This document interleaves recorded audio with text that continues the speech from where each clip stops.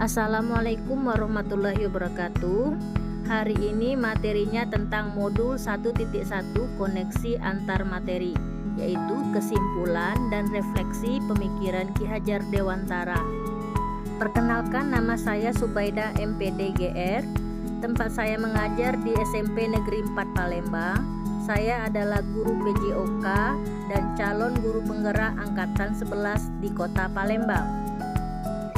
Saya akan menyimpulkan 6 pemikiran menurut Ki Hajar Dewantara. Yang pertama adalah pendidikan dan pengajaran. Pendidikan dan pengajaran tidaklah sama, tetapi pengajaran adalah bagian dari pendidikan. Pendidikan pada hakikatnya adalah menuntun, memberi tuntunan segala bentuk kodrat yang ada pada anak-anak agar mereka dapat mencapai keselamatan dan kebahagiaan setinggi-tingginya, baik sebagai manusia maupun sebagai anggota masyarakat. Pendidikan menciptakan ruang bagi peserta didik untuk bertumbuh secara utuh, agar mampu memuliakan dirinya dan orang lain serta menjadi mandiri. Sedangkan pengajaran adalah proses pendidikan dalam memberi ilmu untuk kecakapan hidup anak secara lahir dan batin. Yang kedua adalah sistem Among. Pendidikan dengan bentuk pembelajaran yang memerdekakan, penuh cinta kasih, dan menyenangkan. Pembelajaran yang dilaksanakan dengan menyenangkan atau bermain sambil belajar, pembelajaran yang terintegrasi dalam permainan, upaya menumbuh kembangkan karakter positif atau budi pekerti yang luhur. Yang ketiga, trilogi Ki Hajar Dewantara. 1. Ingarso Sungkulodo. Guru harus bisa memberikan contoh dan panutan kepada anak didiknya. 2. Imadia Mangunkarsa.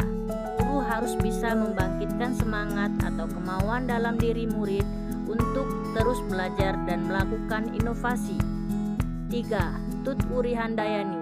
Guru harus memberi dorongan motivasi kepada anak didiknya. Yang keempat, pendidikan berdasarkan trikon. 1. Kontinuitas, tidak melupakan akar nilai budaya.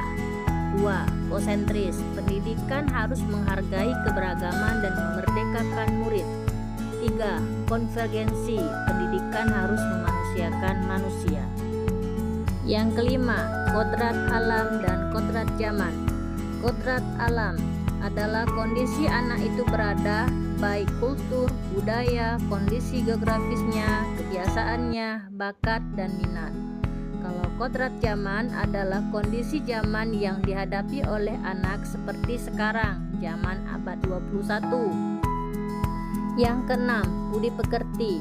Pengertian budi pekerti adalah watak atau karakter merupakan perpaduan antara gerak, pikiran, perasaan, dan kehendak kemauan sehingga menimbulkan tenaga. Orang yang memiliki budi pekerti akan bersikap adil, tegas, jujur, tanggung jawab, dan tidak bersikap egois dan cenderung menunjukkan sikap dan perilaku rendah hati. Apa yang Anda percaya tentang murid dan pembelajaran di kelas sebelum Anda mempelajari modul 1.1? Sebelum mempelajari modul 1.1, pembelajaran saya lakukan. 1. Proses pembelajarannya kurang menarik. Yang kedua, pembelajarannya berpusat kepada guru sebagai sumber utama. Ketiga, peserta didik sebagai objek pembelajaran. Yang keempat, hanya transfer materinya saja. Yang kelima, ketuntasan penyampaian materi lebih penting daripada memahami karakteristik peserta didik. Yang keenam, hanya melihat nilai dari aspek kognitif dan aspek psikomotorik. Yang terakhir, jika nilai peserta didik sudah mencapai KKM, maka dianggap sudah tuntas. Apa yang berubah dari pemikiran atau perilaku Anda setelah mempelajari modul ini? Setelah saya mempelajari modul 1.1 tentang pemikiran Ki Hajar Dewantara, saya menyadari bahwa apa yang selama ini saya pikirkan dan saya lakukan adalah tidak tepat sebagai pendidik. Seharusnya saya melakukan pembelajaran secara utuh, yaitu aspek pembelajaran. Terdapat afektif, kognitif, psikomotorik, spiritual, sosial, dan budaya. Murid sebagai subjek pembelajaran.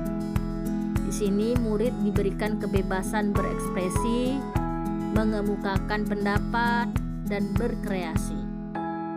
Guru sebagai fasilitator pembelajaran, yaitu guru harus ikhlas penuh kesabaran dengan segala ketulusan hati. Guru harus memperhatikan karakteristik peserta didik agar pembelajaran lebih bermakna. Guru harus memberikan kesempatan peserta didik untuk tumbuh sesuai dengan kodratnya. Apa yang dapat segera Anda terapkan lebih baik agar kelas Anda mencerminkan pemikiran Ki Hajar Dewantara? Yang dapat segera saya terapkan dalam pembelajaran di kelas: 1. Merancang pembelajaran yang interaktif dan menyenangkan dengan melibatkan peserta didik sesuai dengan metode student center. 2.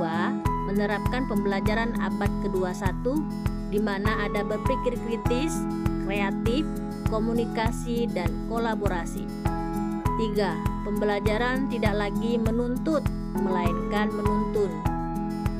4. Mengenali karakter dan latar belakang peserta didik dengan menjalin komunikasi yang baik.